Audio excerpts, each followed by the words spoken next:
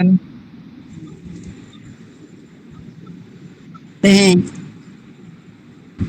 pegel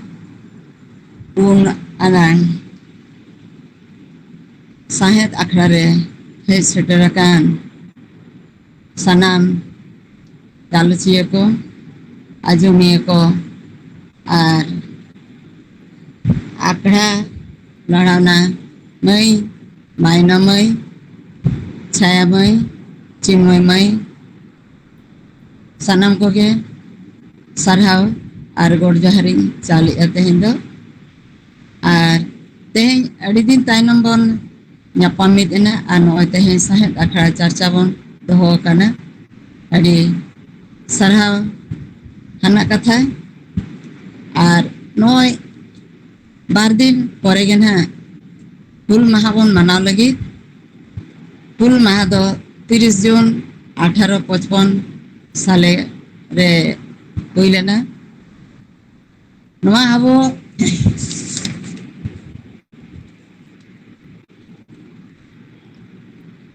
तेहेnya onone पढ़ाव साथ-साथे नवा हुल माहा इदी काते हबन गपाल मारा कना आदो ओना हुल माहा इदी काते गेना मिट बार पद ले साड़े आबन कना हुल माहा दो 30 जून 1855 साले नितम जहाँ झारखंड पनत साहेबगंज हनत भगनाडी अतु तितरी डहिरे सिदो कानो चाँद भाईरो फुलो झानो तेकोआ आयुरते एहब लेना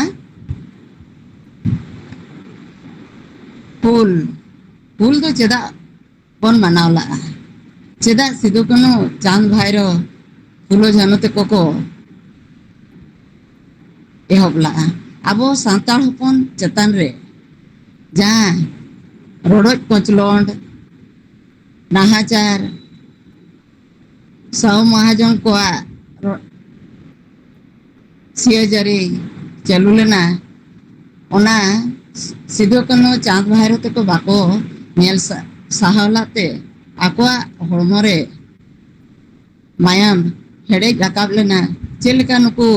इंग्रेज जे नुकु सुदखोर महाजन को बन लगा कोआ आर आबोआ दिसम बन फुरगला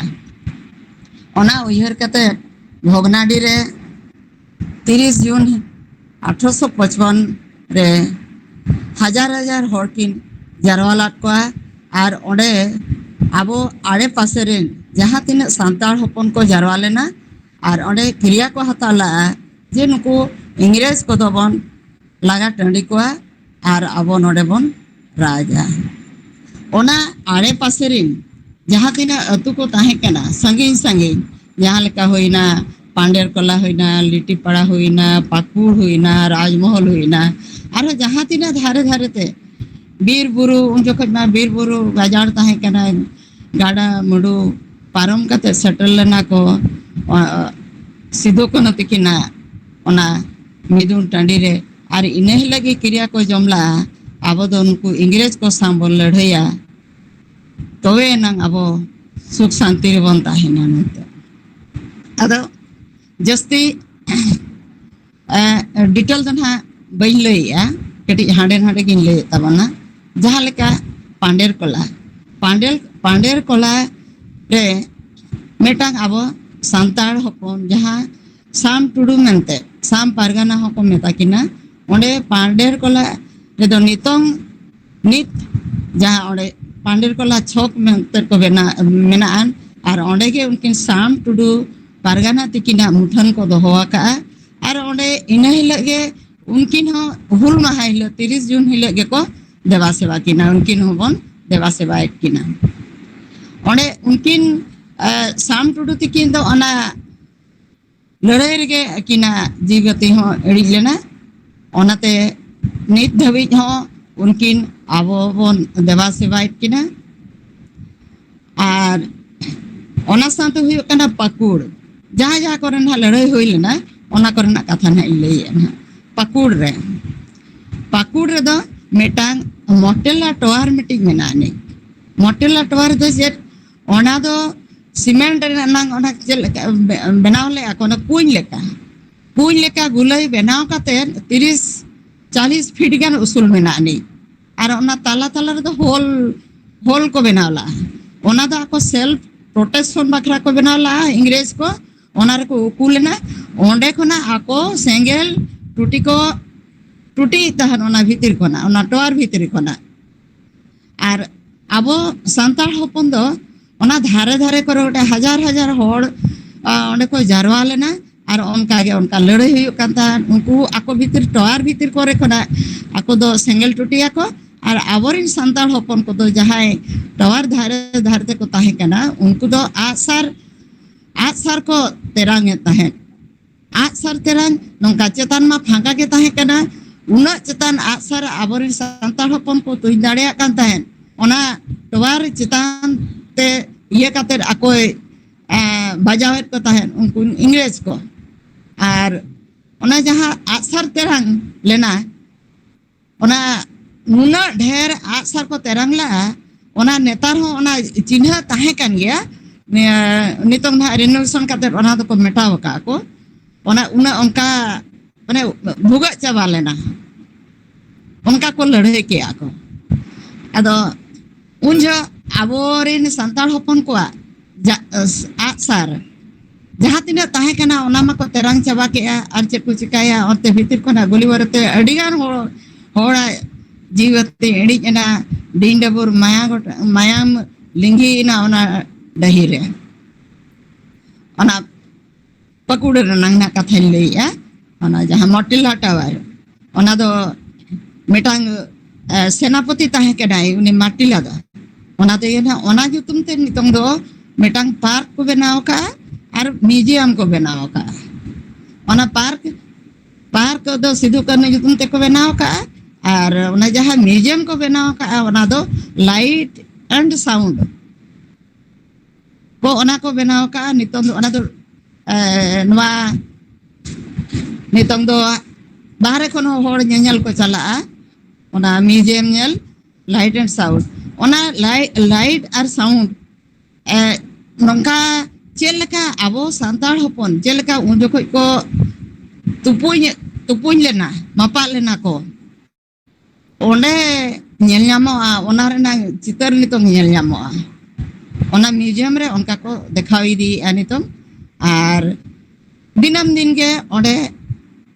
माटिला टोवार होड़ ñeñal को चला खाना नितों हो ओना इयते नितों दो हा नितों दो ओना दो मिटांग नागामान nyutum leka ge nitong do mena akata matila to nungkan abo nagam jaga ko jaha mena ni abo ko ho nyel lakti kana ona jaga ko nyel lakti kana pander kola jaha leka bon mena ode sampargana tikina muthan mena ni na matila tower aro na jaha bon mena barhead ko ona ko sur gya litti पाड़ा को सुर गया ओना करे बारहेट रे चेलका ओंडे को ओना दो उनको तो महाजन को ओंडे चेलका को किरिñ अखरिñ ताहेन महाजन ओंडे जहां महाजन आबो सांतार होपन तो को एड़े चकांदे जहां लेका कम दाम ते आको को हतावा ना तेपेट पहलेते जहां ना हुड़ू को तिलमिंग को जहां गे जहां हुयु कांता ना जा पिची को आर आको तो जस्ती दाम ते को अखरिña और ओना जहां सूद इया नुकु महाजन बन मेने दो नुकु सूदखोर महाजन को नुकु को सांतार को लभाव काते सूद कारबार ते टाका को हाता था अब मा उन जखै मा अड़ी रेंगेज नाचार एनखान बाध्य काते अब कर्जा हाता हुई अब कांदा kan उनको दो सौ महाजन तो चेक को चिकाता है सूद चेतान सूद को ला दिया आदो तीसो अलगे बाम दाड़िया ओना दो ओना जीवन चला धबी जो हाला जहां बन ñel दाड़िया कना मिटांग चिन्हर जहां बन मेने दो उनको बजल सोरेना कथा जहां लेका बन बड़ाय कना जहां उनकिन हो बजल आज बाबा कर्जा हतावला ताहे ᱟᱨ ᱵᱟᱭ ᱦᱟᱞᱟ ᱫᱟᱲᱮᱭᱟᱜ ᱠᱟᱱᱛᱮ ᱟᱡ ᱢᱟᱭ ᱵᱚᱸᱜᱟ ᱫᱤᱥᱚᱢᱮᱱᱟ ᱟᱫᱚ ᱩᱱᱠᱤᱱᱤᱡ ᱦᱚᱯᱚᱱ ᱴᱷᱮᱱ ᱦᱚᱸ ᱚᱱᱟ ᱠᱟᱨᱡᱟ ᱦᱟᱞᱟ ᱵᱟᱠᱷᱨᱟ ᱠᱚ ᱦᱮᱡ ᱮᱱᱟ ᱡᱚᱠᱷᱚᱱ ᱠᱟᱨᱡᱟ ᱵᱟᱭ ᱦᱟᱞᱟ ᱫᱟᱲᱮᱭᱟᱜᱼᱟ ᱩᱱᱤ ᱫᱚ ᱨᱟᱹᱜᱤᱛᱮ ᱢᱮᱛᱟᱭ ᱠᱟᱱᱟ ᱦᱚᱸ ᱴᱷᱤᱠᱟ ᱜᱟᱯᱟ ᱱᱟᱦᱟᱜ ᱦᱤᱡᱩᱜ ᱢᱮ ᱟᱨ ᱚᱱᱟ ᱰᱩᱝᱨᱤ ᱱᱤᱛᱚᱝ ᱦᱚᱸ ᱚᱱᱟ ᱰᱩᱝᱨᱤ ᱢᱮᱱᱟᱜ ᱜᱮᱭᱟ ᱱᱤᱛᱚᱝ ᱦᱚᱸ ᱵᱟᱡᱟᱞ ᱯᱟᱹᱦᱤᱞ ᱫᱚ ᱚᱱᱟ ᱯᱟᱹᱦᱤᱞᱟᱜ ᱰᱩᱝᱨᱤ ᱧᱩᱛᱩᱢ ᱫᱚ ᱛᱟᱦᱮᱸ ᱠᱟᱱᱟ ᱥᱟᱣᱟᱞ ᱰᱩᱝᱨᱤ ᱢᱮᱱᱛᱮ ᱟᱫᱚ ᱱᱤᱛᱚᱝ ᱫᱚᱠᱚ ᱚᱱᱟ ᱫᱚᱠᱚ ᱵᱟᱡᱟᱞ ᱰᱩᱝᱨᱤ ᱟᱠᱟᱜᱼᱟ ᱚᱱᱟ ᱫᱚ ᱱᱟᱦᱟᱜ ᱠᱟᱞᱦᱟᱡᱷᱚᱨ ᱟᱹᱛᱩ ᱨᱮᱱᱟᱜ ᱠᱟᱛᱷᱟᱧ ᱞᱟᱹᱭᱮᱜᱼᱟ ᱚᱱᱟ ᱟᱹᱛᱩ ᱨᱮ ᱡᱟᱦᱟᱸ ᱟᱡ ᱵᱟᱵᱟ ᱠᱟᱨᱡᱟ ᱤᱭᱟᱹ ᱞᱟᱹᱜᱤᱫ ᱩᱱᱤ चिले रूपू सिंह तांबोली हेज एनाय और उनी माग गज केदेयाय गज केदेयाय बोहग रे घड़ी केताय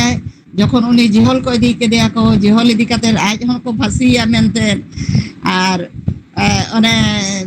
फांसी ओने उनी मा तिरियो अरंग अरंग ते जखने अक्तो ताय पारोमेना बाको फांसी दाड़िया देया ओने ने जे मेटांग रानी तायनम दो उनी दु दोह के देते तायम दो उनी दो दु दोह के दिया बजल कथा को तो मांग धा दो लई ला ताहेन आदो तेहेन दो ना उनते दो बइन चला कना और उनका गे तबन आबो नागाम नितम जहां मेना नि जहां बन मेना भोगनाडी कथा रना भोगनाडी अतु रना कथा ना नितम लईया भोगनाडी अतु रहो नितम ओंडे हो मुठन को बनाव का को अड़ी नपाय गे को बनाव का और जतो शर्मा गे ओंडे दो अड़ी जाक जमक तेगे को मनावेआ जहां लेका दुमका करे खना रैली ओडक काते एहक काते नाडे भोगनाडी अतु ते को सेटरो कना ओंडे जाक जमक को मनावेत गया तबे तला तला रे आरो असुविधा को हुई बड़ा कान गया और आको अतु रनांग कथा लैया पहिल दो उनका हासा ओड़ा खापार ओड़ा को गे ताहे कना आदो सरकार द्वारा ते नितों दो कटे ओड़ा दुआर को केटेज आकात कोआ और अकिना जहां सीधा तिकिना मुठन जहां को बनाव का आको राचार को बनाव का ओंडे हो हर को हिजुग सेनोक काते को देवा सेवाय किना और अतु बाहर रे जहां बाड़े दारे मेना अनि नितों हो नागाम लेका ओंडे दड़मा कना और ओंडे हो हर ओई हिरी लेका जेनेल लेका हो को चलाव बड़ा कान गया ओंडे जहां मेना को आकोआ ओड़ा सुर गे मिटांग डडी मेना नि ओना दो को मेना कादाम डडी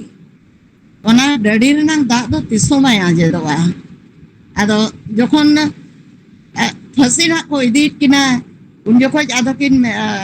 मे कुली के किना अबिना मुचत इच्छा दो ना चेत कना